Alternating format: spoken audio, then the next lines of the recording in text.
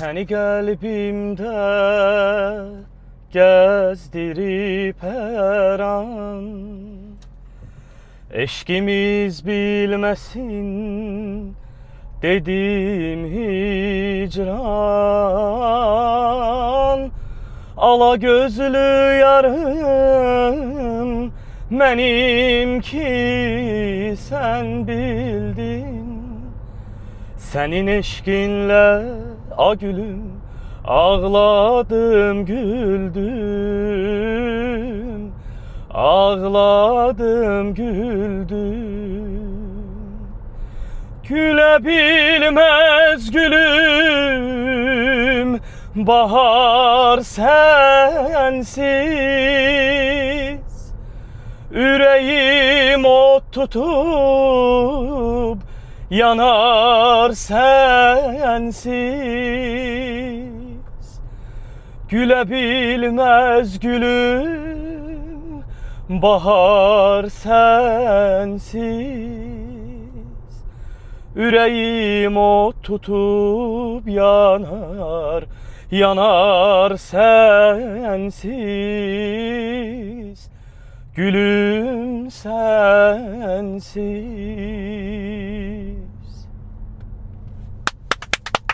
Möhtəşəmsən. Salam, hər vaxtınız xeyir olsun. Söz maşınına baxırsınız. Bugün qonağımız Emin İsmailov. Emin, xoş gəlmisən. Xoş gördük. Hər ikinizi salamlayıram. İncə dəvətiniz üçün minnətdaram. Bostonda bir səhər vaxtı xoş bir söhbət olacağını arzu edirəm, ümidvaram eyni zamanda da. Bizdə Elə olacaq, Yusuf. Emin kimdir? Emin 1998-ci il avqustun 3-də Bakı şəhərində anadan olmuş, 27 yaşında hal-hazırda Amerikada yaşayan və fəaliyyət göstərən bir opera ifaçısıdır. Nə gözəl. Eyni zamanda da təhsil alan, bunu da vurğulayaq. Artıq bir şey qalmır, bitiririk dekabr ayında bu ilin. Üzerimizdə də çox böyük bir məsuliyyət var. Həm Azərbaycan vətəndaşı olaraq eyni zamanda da həm Azərbaycanı təmsil edirik biz burada. Emin, neçənci ildə Amerika gəlmisən? Demək, mən Amerikaya gəlmişəm 2024-cü ilin 24 dekabr tarixində. Bu 24-ləri 24-lər biraz ruslarımız zərkayn olub. Milad bayram ərəfəsi idi elə. Biz gəldik təhsilimlə bağlı. Biz dediyim bir musiqiçi həmkarımla birlikdə gəldik. Burada qalandı. O da hal-hazırda burada da təhsil alır. Bəli, bizi də bura... Verilişimizdə olub? Yox. Okey, başqasının. Bizi də bura bir musiqiçi həmkarlarımız, bəzi musiqi həmkarlarımız dəvət elədi. Zaten onların tövsiyəsi ilə, belə deyim də, recommendation ilə biz gəldik bura. Deyildi ki, yəni gəlin, baxın, bəyənməsəz dəyişə bilərsiniz də, yəni başqa bir universitetdə də təhsil ala bilərsiniz. Up to you, sizdən asılı yəni. Dedik, okey, gəldik, bəyəndik, hal-hazırda da təhsil alıram. Təhsil mövzusu açılmışkən necə düşünürsən, arada bir fərq və yaxud buradakı olan təhsilin hər hansı bir üstünlüyü varsa, hansı mövzudadır, hansı tərəfdədir, yəni hansı yönəmdə olan üstünlüklər var? Bizim müqayisə bu Azərbaycanla bağlı, yoxsa ümumi Azərbaycanla bağlı. Təhsildə fərq var. Məsələn, bizdə konservatoriyada, mən ilk öncə onu məlumat verim ki, mən 17 yaşımda İqtisad Universitetinə daxil olmuşam. İqtisad Universitetini 21 yaşında bitirib, sənədlərimi konservatoriyaya vermişəm. İkinci təhsil olaraq konservatoriyanı bitirmişəm. 5 ildə orada oxumuşam. İndi hal-hazırda burada təhsilimi davam elətdirirəm konservatoriyada. Fərq orasındadır ki, mən fərqi belə izah eləyərdim. Burada çox millətlilikdir. Yəni ki, dünyanın hər yerindən bura tələbələr gəlir. Və daha çox musiqi janrı eşidirsən, daha çox mədəniyyətlə tanış olursan. Məsəl üçün, mən spesifik olaraq deməzdim ki, buradakı hər hansısa bir müəllimlə oradakı bir müəllimin də müqayisəsi düzgün deyil. Bilirsiniz necə? Yəni, buradakı müəllim, misal üçün, necə sizə izah edeyim, yəni bunu. Deməzdim dünya görüşü bizim müəllimlərdən və yaxud musiqiçilərdən çoxdur. Bu belə deyil. Məsələn, bir musiqiçi olaraq şəxsən mənim dünya görüşüm, musiqi təcrübəm buradakı çox tələbədən çoxdur. Mən ən azından öz konservatoriyamdan danışıram.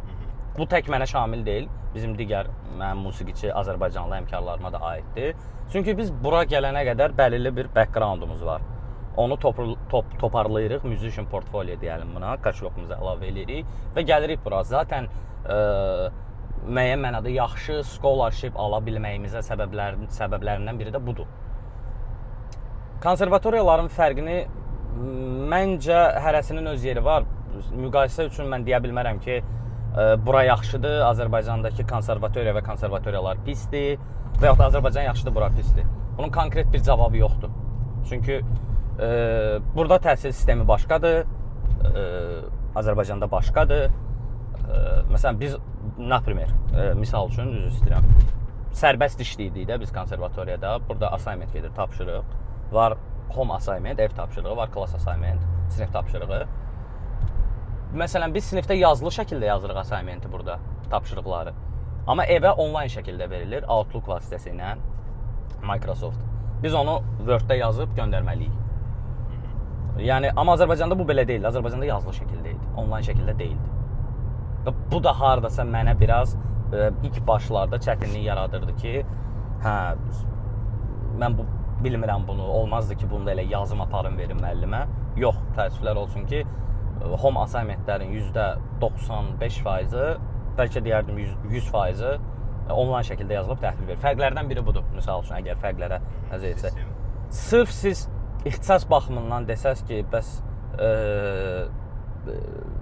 misal üçün, mənim ixtisasım ifaçılıqdır, vokalist, opera ifaçılığı. Mənim müəllimim özü Avstriyada təhsil alıb, səhv eləmirəmsə, Viyana konservatoriyasında. Misal üçün, o insan həm vokalist, həm dirijor kimi təhsil alıb, oranı bitirib, təcrübəsi böyüdür. Mən, məsəl üçün, o insanla durub başqa bir musiqiçini müqayisə eləməyim, hardan baxsaz, məncə düzgün deyil. Hər musiqiçinin özünün üstün tərəfləri var. Mənə öyrətdiyini, məsələn, mənə keçmiş müəllimim çox şey öyrədib. Məsələn, buradan da onu salamlayıram. Gülnaz İsmailova, Azərbaycan Respublikasının xalq artisti. Mən onun sinifini bitirmişəm Bakı Musiqi Akademiyasında. Yəni, çox böyük, çox gözəl sənətkardır. Eyni zamanda da gözəl insandır. Həmişə belə bir şey deyim də, müəllimdən də daha çox bir valideyn kimi hətta deyərdim ki, tələbələrinin qayğısına qalıb. Əsas fərqlərdən biri odur ki, misal üçün, mən öz ixtisasımla bağlı danışmaq istəyirəm. Başqa ixtisaslara istəmirəm fikir bildirmək. Təcrübəm hansı sferada çoxdursa, ondan danışım da. Məsələn, bizdə konservatoriyada Rus şkolasının təsiri çox böyükdür. Rus məktəbinin, belə deyəlim də. Sanki bu requirementdir, yəni ki, tələbdir. Sən hər semestr, məsələn, bir dənə minimum Rus əsəri oxumalısan. Okey, Rus musiqisini, Rus mədəniyyətini, Rus ifa tərzini bir vokalistin, ifaçının bilməsi gözəl bir şeydir. Bunun mən qarşı deyiləm. Amma sanki bu mandatorydir, yəni ki, məcbur eləyirlər ki, yox, sən məsələn oxumalısan Rus. Mən məsələn biraz bunu xoşlamıram bizim konservatoriyada. Amma buradakı fərq nədir? Məsələn, bir üstün cəhətini deyim buradakı fərqin.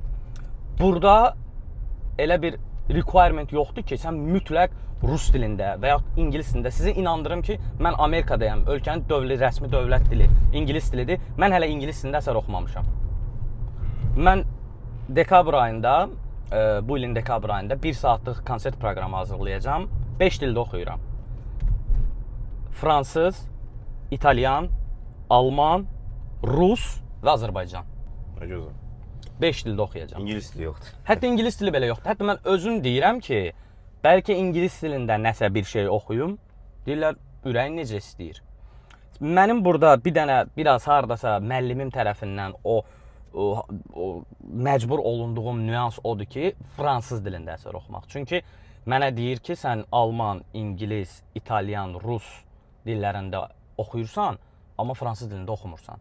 Və bu sənin bir ifaçı olaraq o inkişaf xəttində fransız dilində də oxu bacarığını inkişaf elətdirmək üçün sənə təkid eləyirəm və necə deyim, tövsiyə eləyirəm ki, sən fransız dilində oxuyasan. Ona görə də konsert proqramında 2 ədəd fransız əsəri də götürülüb artıq və inşallah ki, onu bacardığım qədər yaxşı şəkildə hazırlayıb dinləyicilərə, tamaşaçılara təqdim edə biləcəm. İnşallah. Bu solo konsert olacaq? Bəli, solo konsert olacaq bu ilin dekabrında. Harda?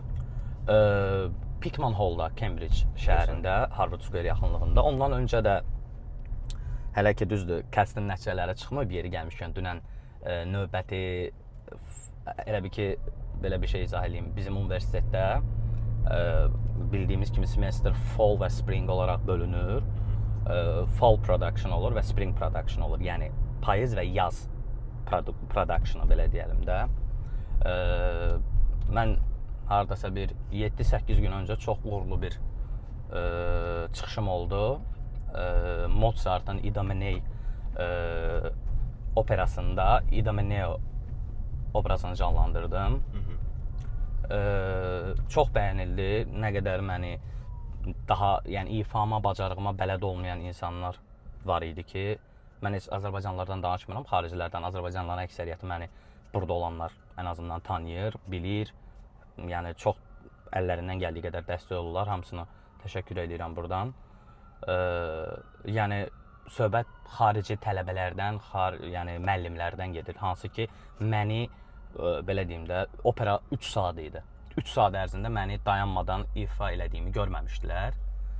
Ona görə yəni çox böyük həcmli bir opera idi. Hətta 4 saata yaxın idi. Bizim orada katlar var idi ki, kəsimlər. O kəsimlərlə gəlib 3 saat eləmişdi. Möhtəşəm keçdi. Gözlədiyimdən də gözəl keçdi. Orada bəzi nüanslar var idi ki, onu mən bilirəm və dirijor bilir, konduktor. Amma onlar da çox gözəl alındı, çünki tamaşadan qabaq çox hazırlaşdım iminli o hissəyə. Yəni hissə olur ki, biz, yəni ki, mən şəxsən öz adıma deyirəm, bəlkə də onu 1000 dəfə dinləyirəm bir belə cümləni, orada onu təmizləmək üçün, daha professional, daha aydın şəkildə ifa eləmək üçün hər sahənin də özünün çətinlikləri var. Bizim sahədə təbii ki, asan deyil. Bu arada, bugün mayın 10-udur, bugün analar günüdür. İstəyirəm efir vasitəmizlə bütün anaları təbrik edeyim. Təbrik edirəm. Təbrik edirəm. Hamı üçün öz anası əzizdir, təbii ki də mənim üçün öz anam əzizdir. Buradan da demək istəyirəm ki, ana, mən səni çox sevirəm. Yaxşı ki, mənim anamsan, yaxşı ki, varsan. Əmin bəy, konsert mövzusundan danışmışkən, ən yaxın zamanda olacaq konsertlərin haqqında biraz da məlumat ver. Bir də əlavə olaraq bunu sual verim ki, konsertlərə biz qonaq kimi qatılmaq istəsək, ora bilet mi alırıq, yoxsa sən tərəfdən bizə giriş, yəni qonaq olaraq dəvətnamə olur? Invitation. Belə bir şey deyim, ən yaxın tarixdə mayın 22-sində Turkish Festival olacaq. Turkish Festival. Orada bir çıxışım var, konsert proqramımız var, orada ifa eləyəcəm. Ondan sonrası isə iyul ayının 11-də olacaq, tarixi Jordan Hall'da. Ən, belə deyim, bu New England ərazisindəki ən tarixi səhnələrdən biridir o. Boston Festival Orkestri ilə ifa eləyəcəm. Onda özü də çox maraqlı bir, qısa bir şey danışmaq istəyirəm o barədə. Demək, bizim bir musiqiçi həmkarımız var burada. Ad çəkmək olar da yəqin ki də. Leyla xanım. Yaxın dostum, eyni zamanda da Leyla xanımı salamlayırıq. Leyla xanımı salamlayırıq. Və Leyla xanım sizi öz verilişimizə dəvət edirəm. Onu bilir. Qaçış yeri yoxdur. Amma hələ də yəni dəvətinizdə bulunmayıb, amma bu dəfə öncə istəyirəm ki, gəlsin. Aha, olar. Yəni mən də necə deyim, tərəfdarıyam yəni bunun. Gəlsə çox gözəl olar. Və onu da belə efir vasitəsilə tanımayan Azərbaycanlılar tanısın. Dilimizi başa düşən digər xalqlar da varsa, onlar da tanısın. Demək, biz eyni zamanda Leyla xanımın yol qardaşı Rüstəm bəylə, mən onunla çox yaxın dostam. Həmkarıq eyni zamanda, o da musiqiçidir, piyanistdir. Onu da çox xahiş edirəm, salamlayaq efir vasitəsilə. Rüstəm, salam. Rüstəm, salam. Onunla birlikdə biz oradaydıq. Sözümü nəyə gətirirəm? Leyla xanımın orada Jordan Hall'un yanında bir kiçik konsert salonu da var. Çıxışı var idi. Azərbaycan əsəri idi, nəsə bir improvizasiyalarla birlikdə. Biz ilk dəfə ora canlı orada olanda keçdik, baxdıq Jordan Hall'da konsert gedir. Qıraqdan baxdıq Jordan Hall'a. Mən səhnəyə baxdım, dedim prosta, yəni wow da, yəni bu nədir belə? Yəni ki, o belə loru dildə deyir, söz var, deyir Allahın altında bir fürsət ola, mən burada oxuya bilim. İnanın ki, üstündən bir ay keçmədi. Mənə martın 3-ü Nicholas Brown var. Həmin o orkestrin co-founderıdır, təsisçi, direktor belə deyəlim. Ondan mesaj gəlib, mən isə bunu tanımıram və ciddiyə də almıram martın 3-ündə. Mesaja baxdım, amma ciddiyə almadım. Hətta saxta olduğunu düşündüm. Gələn Gmail vasitəsilə gəlmişdi o mesaj. Screen eləyib ChatGPT-yə atıram ki, bu realdır bu mesaj. Çünki orada yazılıb ki, bəs Boston Festival Orkestri, xor, perkusiyadır, siz orada tenor partiyasını solo oxuyacaqsınız. Bəs Jordan Hall'da bir də. Mənə orada hətta, yəni ki, if you would like to get more information that you can click here, link də qoyub ora ki, yəni gir, bax. Linkə də basıram, klikləyirəm, baxıram orada Boston Festival Orkestrinin saytı, təsisçi direktorun adı, dirijor, şəkillər, bunların konserti, eventlər, keçmişdə olanlar, gələcəkdə olacaqlar. Normal sayta da oxşuyur. Saytı da screen elib atdım ChatGPT-yə ki, bu da saxta deyil bu. İnanmıram hələ də. Nəsə cavab vermədim. Düşündüm ki, saxtadır. Üstündən 2 gün keçdi. Martın 5-də yenidən həmin şəxs tərəfindən mənə mesaj gəldi. Gördüm ki, deyir ki, yəni qardaş cavab ver də, yəni maraqlısan bu işdə, collaborationda, maraqlı deyilsən, biz də işimizi bilək. Mən də yazdım ki, okey, maraqlıyam, amma belə səhti cavab verində yenə də ciddiyə almıram. Dedi, okey, əgər maraqlıdırsa sizə hansı saat uyğundur? Bugün biz Zoom-da görüşək, söhbət eləyək, Zoom vasitəsilə. Dedim, saat 3, prosta. Saat 3-10 dəqiqə qalmış, mənə link göndərdilər. Yenə də ciddiyə almıram. Yəni mən bu insanlarla üzbəüz, ən azından Zoom vasitəsilə danışmayana qədər məsələyə ciddi yanaşmıram. Saat 3 idi, daxil oldum linkə, gördüm hələ heç kim yoxdur. Öz-özümə dedim ki, 100% bu fake-dir. Mənə də bunlar gözlədirlər burada. Elə bir dəqiqə keçməmişdi, gördüm daxil oldu həmin saytda şəkildəki adam. Nicholas Brown. Ondan sonra isə dirijor daxil oldu. Adını unutmuşam, Zəngə. Nəysə biz çox xoş söhbət elədik. Yəni mənə dedilər ki, özünü təqdim elə, özümü təqdim elədiyim kim olduğumu. Onlar da soruşdu əmin kimdir? Bəli, onlar da soruşdu əmin kimdir. Can you please introduce yourself belə. Dedim, okey, özümü təqdim elədim. Ətraflı məlumat verdim özüm barədə. Hər şey gözəl. Danışdıq, Almaniya təcrübələrimdən danışdım, Almaniyadakı fəaliyyətim. Orada mən 2 il festivalda işləmişəm, gedib gəlmişəm. Özüm eyni zamanda da yəni qısa bir məlumat da deyim, yeri gəlmişkən 2022-ci ildən Azərbaycan Dövlət Akademik Opera və Balet Teatrının dəvətli solisti olmuşam. 2024-cü ildən də Azərbaycan Dövlət Televiziyasının solisti olmuşam, fəaliyyət göstərmişəm. O fəaliyyətim barədə danışdım, ifa elədiyim operalar barədə danışdım. Amma onlar da həqiqətən yəni appreciated, yəni sizin kimi bir musiqiçi ilə collaboration, əməkdaşlıq eləmək xoşdur bizə. Amma mənə bir maraqlı sual var idi ki, qardaş, siz mənim məlumatlarımı hardan əldə eləmisiniz? Yəni, məni referans olaraq sizə kim göstərib ki, əsər də türk dilində olacaq bu arada.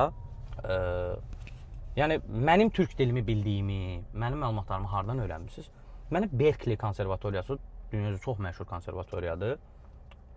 Oradan hansısa professor mənə məsləhət görüb bunlara. Sənə bir sir vermək istəyirəm. Buyur. O adam mənəm yəni.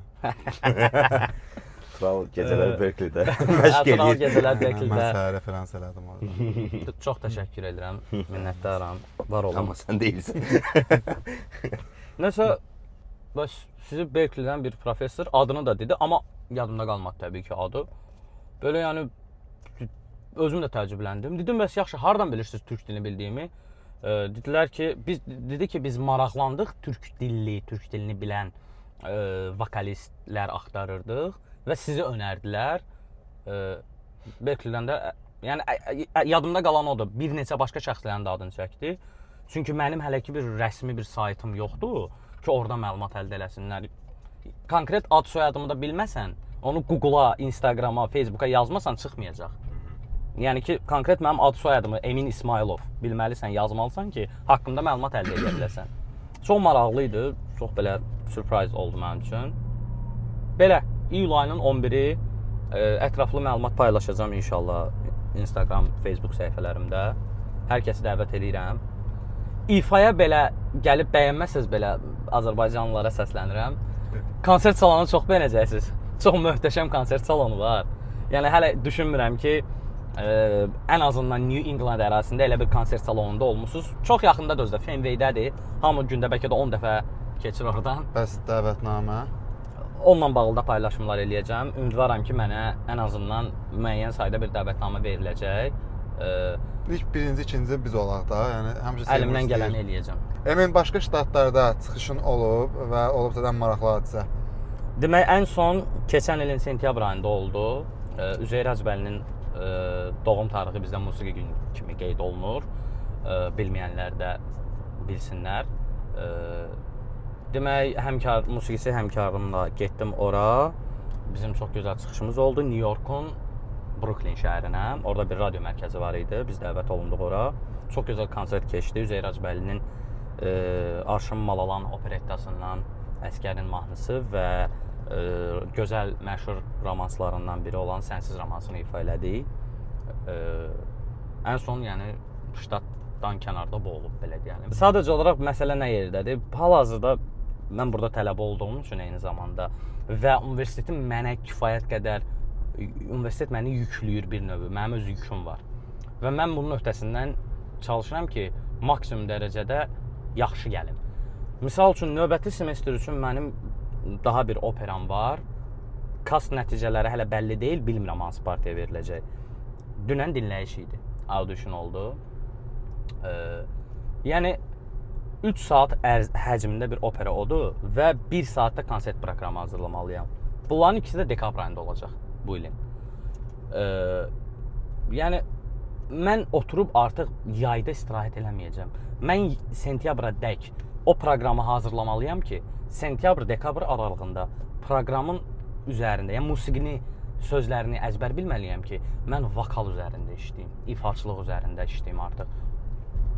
Məşqlərim o yöndə olsun. Mənim fikrim musiqinin sözündə və musiqisində qalmasın. Ona görə də mən, məsələn, bu yay dayanmadan çalışmalıyam və bu səbəbdən də dolayı kənar başqa dəvətlər, necə deyim, gələndə ki, bəs oxumaq falan çatdıra bilmirəm. Hələ başqa ştat olanda lap çətin olur. Çünki vaxt alır da ora getmək, gəlmək, onu da hazırlamaq. Əlimdən gəldiyini eləyirəm ki, çünki universitetin də yükü var və mən onun öhdəsindən gəlməliyəm, layiqincə düşünürəm.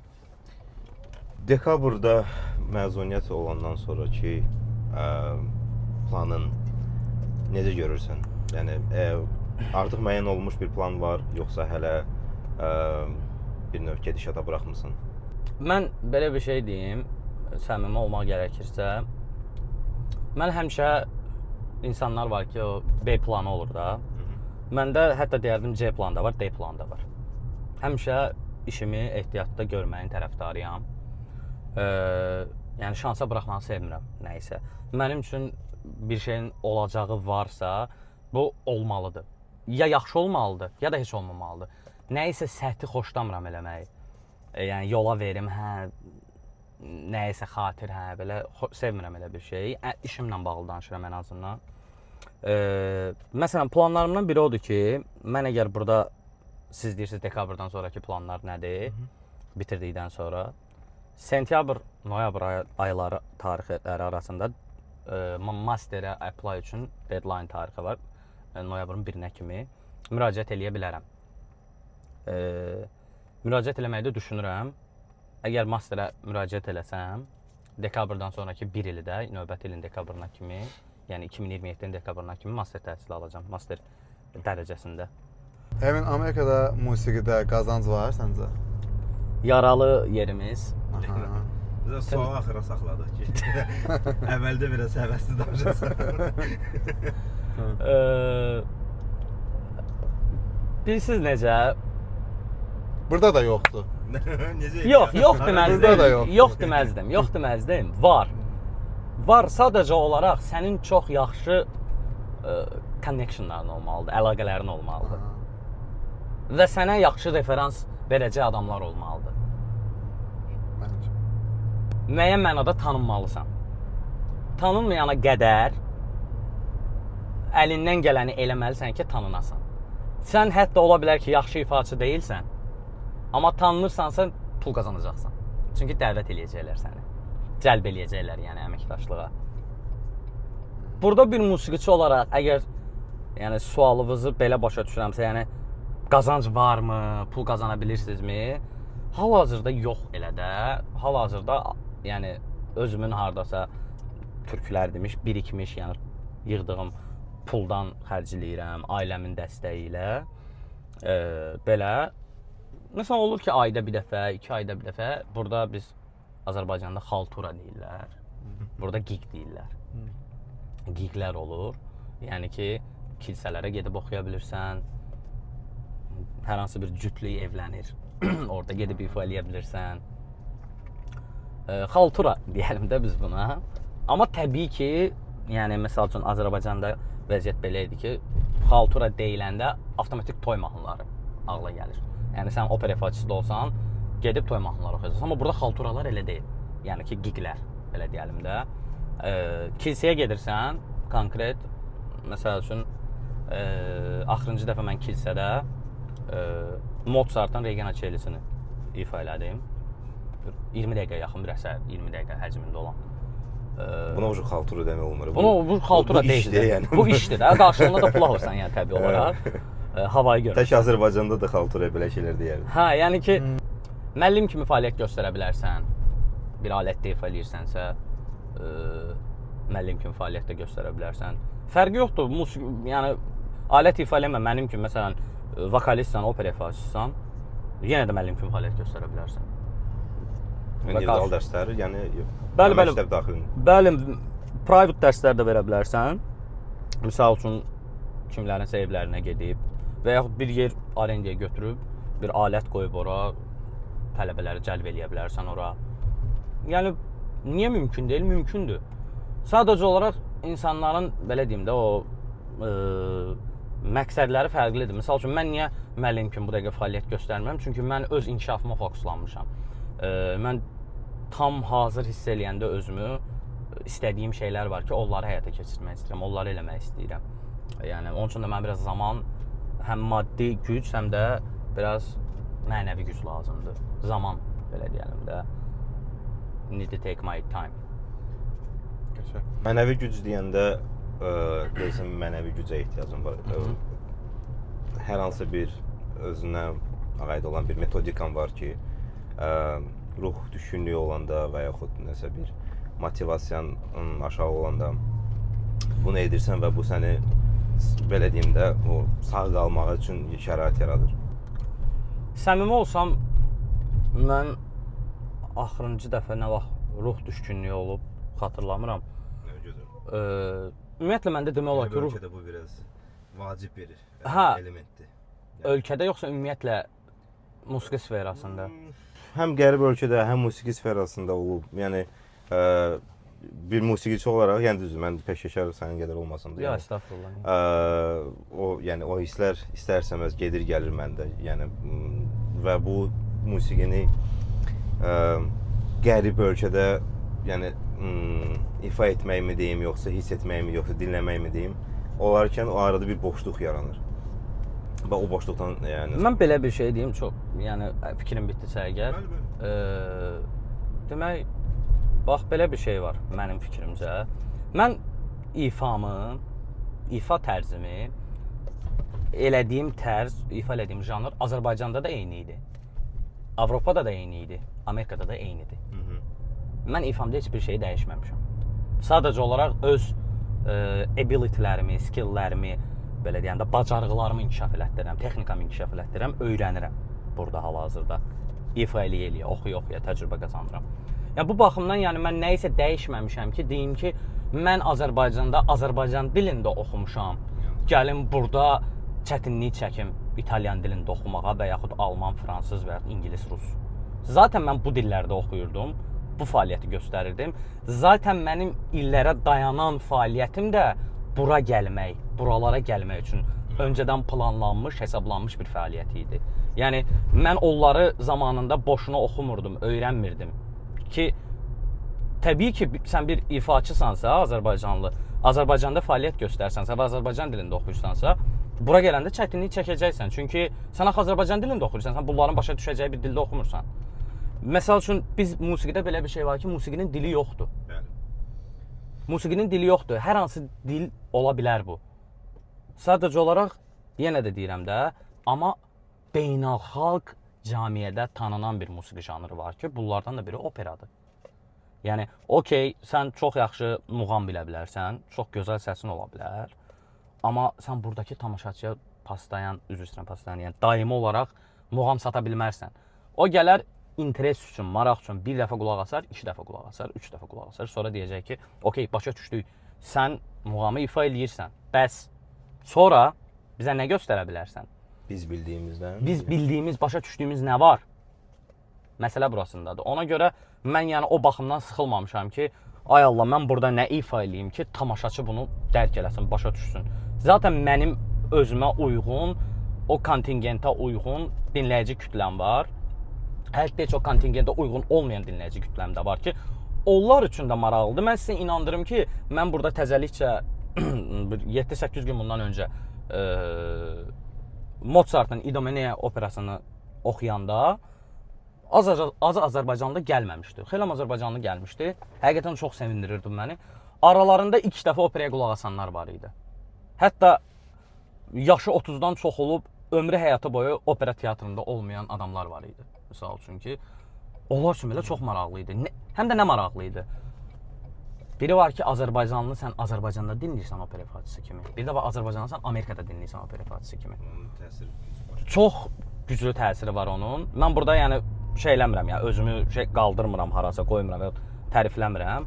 Amma mən şəxsən bir Azərbaycanlı olaraq mənə də maraqlı ola bilərdi o. Mənim özümə şəxsən maraqlı olardı ki, aha, okey, bir Azərbaycanlıdır, bu qədər adam oxuyur və hətta aralarında ən boş obrazı bu canlandırır. Opera mənim adımla bağlı idi bir şey ki, İdomenea obrazını canlandıram. Operanın adı İdomeneadır. Hadisələr də mənə görə cərəyan eləyirdi orada. Səhnələr falan, yəni ki, çox gözəl keçdi.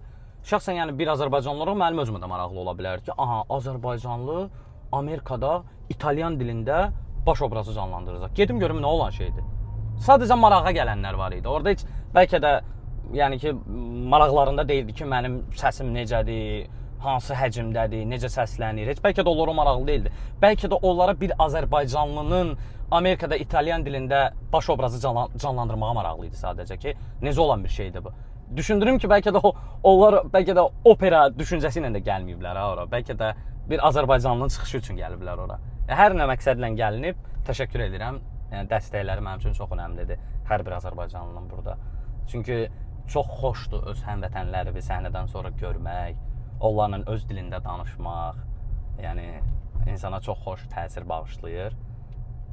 Ümidvaram ki, daha çox görərəm onları və bu eyni zamanda da qürur verici bir haldır ki, məsələn baxırsan ki, başqa xalqın nümayəndələri də oxuyur, amma sənin xalqından bayağı bir nümayəndə var da, gəliblər, yəni belə dağ kimi arxandadılar, yanındadılar, dəstək olurlar. Çox gözəl motivasiya verir. Görürsünüz, yəni burada məsələ pulda, məsələ necə deyim, reklamda, başqa şeydə deyil. Sadəcə mənəvi dəstək. Deyirdiniz abi, yax, mənəvi dəstəyi nədən alırsan?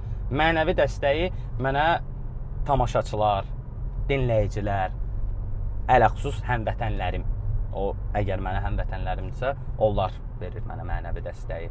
Yəni bir bravo və bir alqış mənə mənəvi dəstək verir. Yəni ruh düşkünlüyümü də xatırlamıram. Mən bilirsiniz nə vaxt, yəni belə düşünürəm ki, ruh düşkünlüyüm biraz ola bilər.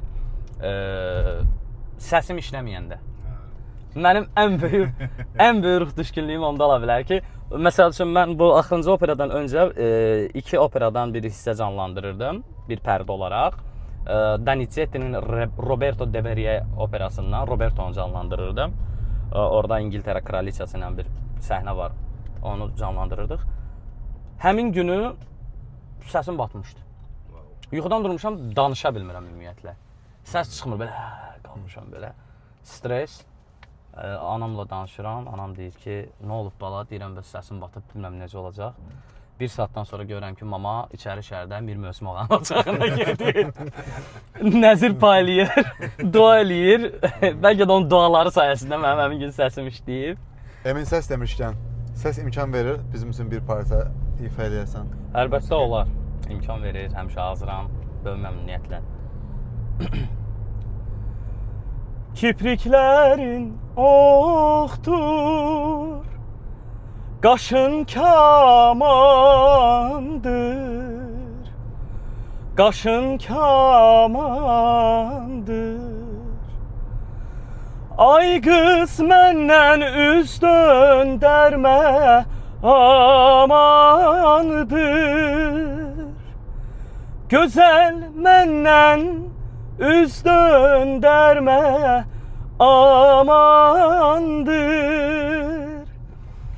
Həsrətinlə hər zaman, həsrətinlə hər zaman gözüm qaldı bu yollarda alagöz.